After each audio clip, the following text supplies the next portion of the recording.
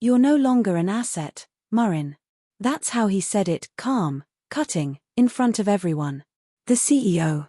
The god of our mirrored tower, dismissing me like discarded code. His tone didn't tremble. It never did. The air thickened, heavy with silent obedience. No one looked up.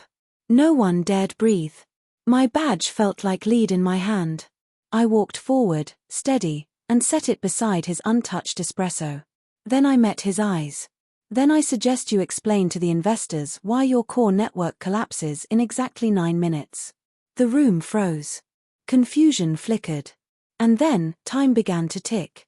I met Adrian Vale 7 years ago, back when he still pretended to have a soul. He called me his secret weapon, said my mind would reshape the future. He was brilliant, magnetic, a sun that burned anyone foolish enough to orbit too close. I mistook his gravity for greatness. I believed loyalty meant safety, that the late nights and endless devotion meant something. I built his empire. The infrastructure, the architecture, the living core of the system that made him a billionaire. My code. My design. My creation. But my name.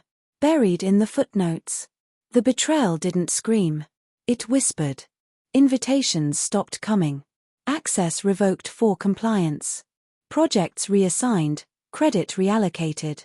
Then came the leak, an internal memo I wasn't supposed to see. My name erased from the patent. His printed in bold. When I confronted him, he only smiled. It's just business, MAREN. Don't make it emotional. That was when something inside me didn't break, it froze solid. I said nothing. I just walked out and began counting down. He thought he'd taken everything. But he forgot who built the bones of his kingdom. I knew every hidden process, every thread, every silent dependency humming beneath his glass throne. I began rewriting, quietly. Invisible fragments of code, sleeping across the servers like dust. Unnoticed. Untouchable.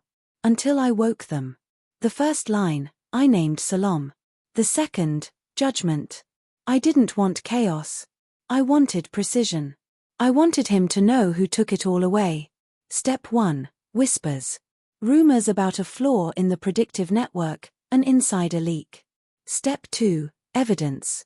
Every email, every audit, every timestamp routed back to him, the CEO who demanded direct control. Step 3, the fuse. A loop buried deep in analytics, triggered by one event, my badge deactivation. A system designed to decay, slow and elegant. The world would call it a glitch. I called it justice. So there we stood, boardroom, 42nd floor. He spoke his line, sharp as glass. You are no longer valuable. He expected tears. I gave him truth. Then you should tell the investors why everything goes dark in 9 minutes. I turned and walked away. My heels struck marble like a countdown. By the time the elevator doors closed, the first alert had appeared. By the time I reached the lobby, the network began to fracture.